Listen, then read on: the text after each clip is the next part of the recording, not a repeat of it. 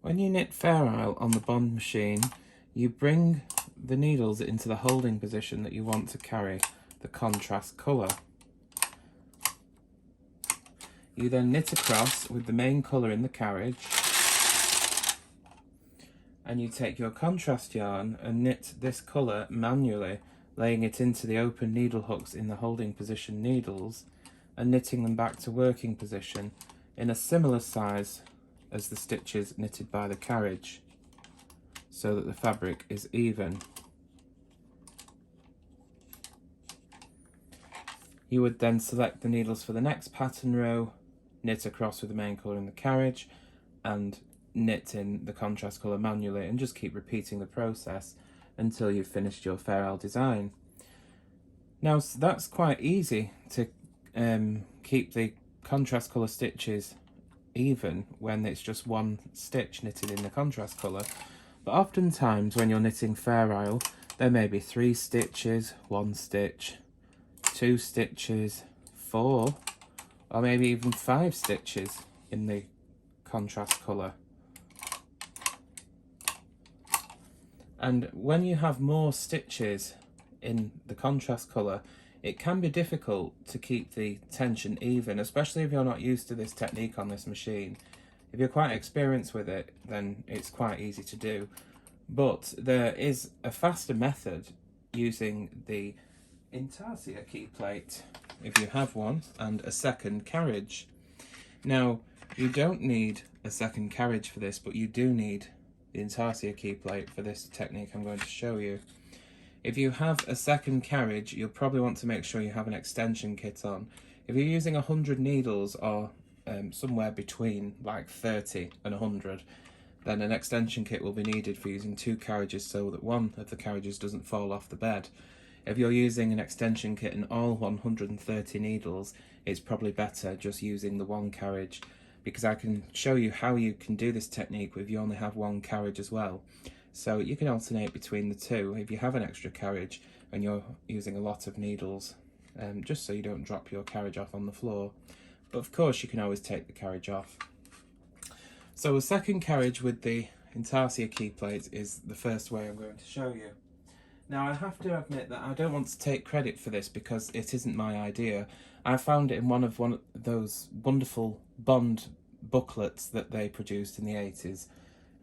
One of 2. There was 2 booklets. They were called the Stitch Encyclopedia. There was volume 1 and volume 2. This technique was found in volume 1 if you want to read up on it. To do this technique with 2 carriages with the Intarsia key plate, first of all, in the usual way, bring the needles into holding position that you want to carry the contrast colour.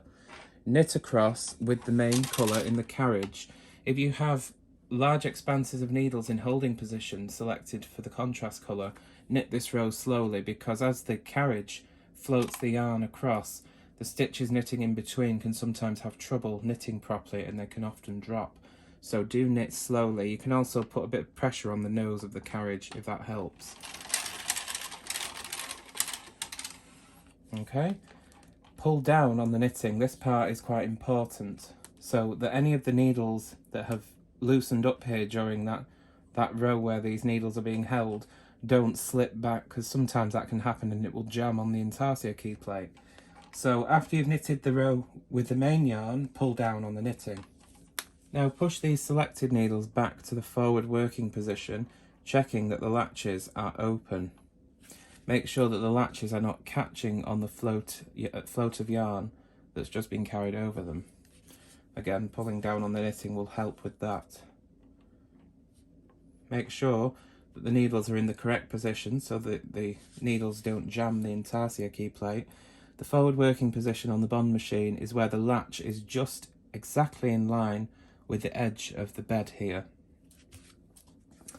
Take your second carriage with the Intarsia key plate and put it on the side where the carriage has just travelled from. Lay the contrast colour yarn across the open latches in forward working position and knit the row. And you'll see that that has knitted the contrast colour stitches but also brought all the needles out to forward working position with the latches open. Remove the carriage with the Intarsia key plate. Then select the needles for the next row of pattern into the holding position. I'm just making up a design here. In fact, I'm not even making a design, I'm just bringing needles out just for the sake of the video, just to show you. So select those contrast colour needles into holding position. The needles left in forward working position by the Intarsia key plate, make sure those latches are open. Knit across with your main colour in your first carriage, or main carriage, with the regular key plate. That stitch at the end didn't knit. Pull down on the knitting, very important, and push the needles back to forward working position, checking the latches are still open. Put your second carriage with the Intarsia key plate on the side the carriage has just travelled from. Lay the contrast colour across the needles, the open latches in forward working position, and knit the row. And that's all there is to it, you just continue those steps, and that is using 2 carriages. Now if you only have the 1 carriage, but you do have the Intarsia key plate, you can still do this technique with 1 carriage. It's just a little bit more long-winded, but I'll show it to you now. So again, bring the needles that you want to carry the contrast colour into holding position. Knit across with the main colour in the carriage with your regular key plate. Pull down on the knitting, again very important. Unthread the carriage with the main yarn, and because this yarn end is loose here, it can help you to put a clip on the end of it just for the time being to keep it out of your way so it behaves itself. Take your carriage off and put it on the side that it's just travelled. Remove your regular key plate and insert your Intarsia key plate. I didn't mention, but do make sure that it's set at the same stitch size as your regular key plate, in my case key plate 3. Set the Intarsia key plate into the carriage and push the needles back to forward working position, making sure the latches are open and none of those yarn ends that are floating across the selected needles are split. Then lay across your contrast colour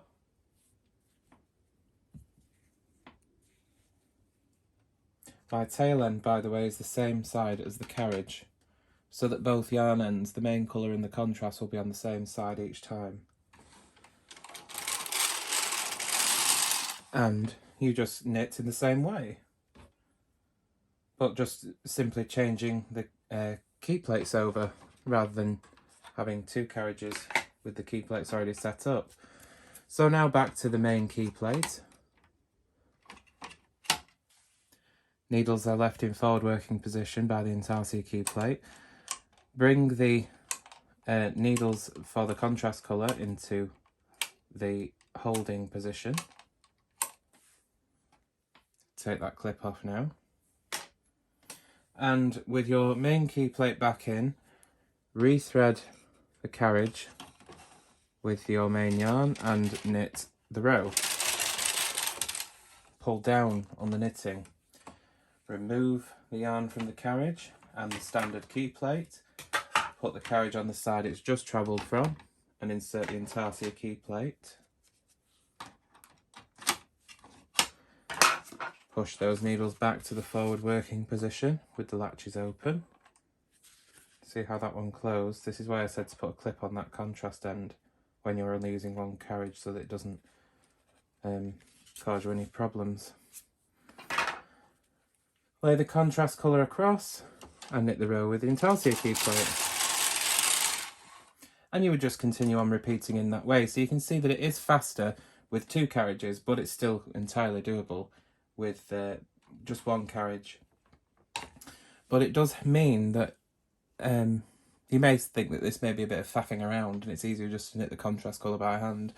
But when you have large sections of needles grouped together in the contrast colour, it does make it easier to get the same tension as your background stitches. And theoretically this would work with any machine with a separate Intarsia carriage that doesn't do 2 colours in a row fair isle automatically, or where you have 2 colours threaded at the same time. So for instance on the LK-150, theoretically you should be able to do the same technique with the Intarsia carriage, the AG10 or the AG11, and maybe the KX395 brother machine. But just give it a go and see how it works for you. I think it works quite well, and if you're doing a lot of colour work, especially overall patterns, this will be quite useful for you. So hopefully you found this video useful. I'll do a little bit of a sample and I'll show you the finished results. And here's the sample off the machine. You can see here is where I used 2 carriages and here was where I just used 1 carriage. No difference at all, it's just the speed. Then I knitted this little sample here, and probably about half of it I did with the Intarsia key plates in 1 carriage and the standard key plate in the other. Then the other half I did it by knitting the contrast colour manually in the regular way that they show you. And obviously it's the white stitches you'll be looking at, and it's not really much difference in tension, but I am pretty good at this because I've been doing it a long time. But you may find that if you're not used to doing this, you'll find it difficult getting the tension of the stitches even. You can see these ones here knitted with the Intarsia key plates at the key plate 3 tension, and the ones I knitted myself here pretty close. And but that wasn't what I was trying to show you. I was just showing you that the evenness of the stitches by using the Intarsia key plate to knit your contrast colour. So hopefully you found this useful and a bit faster. Of course, as I said, it's not my idea. I found it in some Bond literature from probably the early 90s, maybe, or late 80s. But if you didn't know about it, then you may be interested to know this. And it will speed up your fair isle knitting, especially for all over designs. So thanks for watching, and I'll see you again soon. Take care.